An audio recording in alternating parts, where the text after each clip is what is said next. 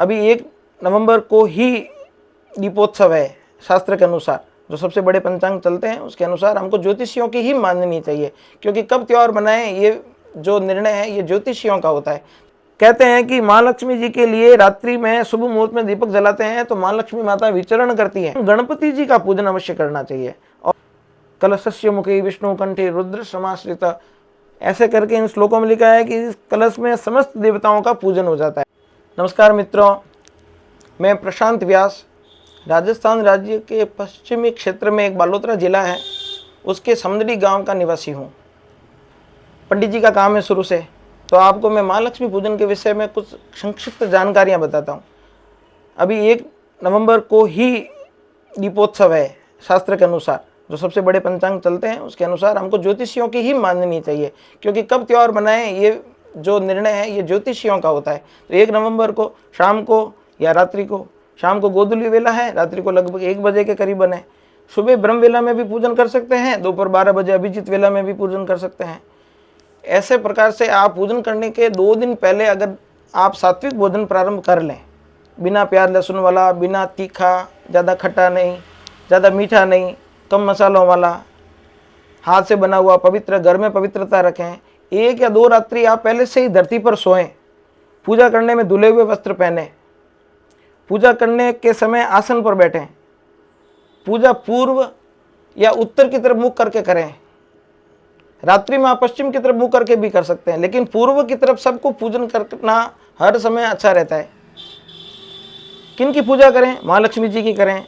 कैसे करें? माँ लक्ष्मी जी की तस्वीर पे करें, या उनकी कोई चांदी की प्रतिमा है उस पर, पीतल की है उस पर करें, स्वर्ण की उस पर करें। ना तो फिर स्वर्ण है कोई सिक्का या कोई मुद्रिका है उसमें लक्ष्मी जी का वास, उसमें करें, या चांदी का सिक्का है, ये सब पास में आप एक बड़े अच्छे बर्तन में मांझ कर, जो भी पूजा के बर्तन हो मांझे हुए हों उन सबको 2 पार्ट पे, 1 पार्ट पे रखना। पूजा के लिए 5 चीज़ें आवश्यक होती है। 1 चंदन, 1 पुष्प, पुष्प लाल रंग के हो तो अच्छा है, अगरबत्ती, घी का दीपक और प्रसाद। प्रसाद में खीर है, मावा है, किशमिश है, ये माँ लक्ष्मी जी को बहुत प्रिय है। कमल के पुष्प भी माँ लक्ष्मी जी को प्रिय है, कमल का गट्टा।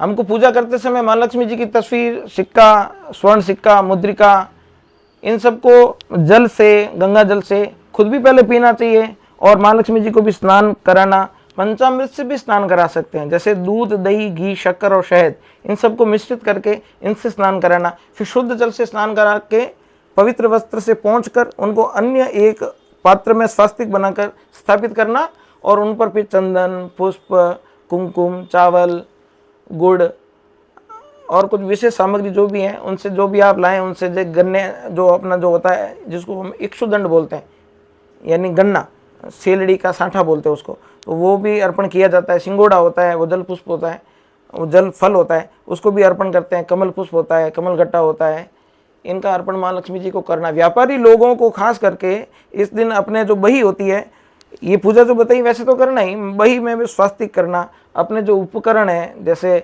कोई फीता नापने का है या हथौड़ी है या अन्य कोई भी, जैसे अलग अलग व्यापार के जो साधन है, जो अपना कोष जहाँ धन रखते हैं, गल्ला, उसकी पूजन करना। मटकी है शुद्ध, उसका भी स्वास्तिक वगैरह करना, बंधन मालाएं लगा के। और एक लघु यज्ञ करना, यानी जिसको हम गोटा वगैरह ला के उनको फिर एक यज्ञ करके उसमें घी की कुछ देवताओं के नाम से आहुति करना। विशेष करके पंडित जी उपलब्ध हों तो सब काम पंडित जी से कराना, ऐसा नहीं हो तो फिर आप स्वयं भी कर सकते हैं। और ये सारा पूजन करने के बाद में आपको विधिवत सपरिवार माँ लक्ष्मी जी की आरती करना चाहिए। आरती करने के बाद में उनसे आशीर्वाद ग्रहण करना। कोई भी हमसे पूजा में अगर त्रुटि रह गई हो तो उसके लिए क्षमा याचना करना, और सुबह कोई अच्छा सा समय देखकर फिर से उस सारी सामग्री को समेटना और देवताओं की मूर्तियों को अपने स्थान पर स्थापित कर लेना। इसमें कलश स्थापन भी कर सकते हैं।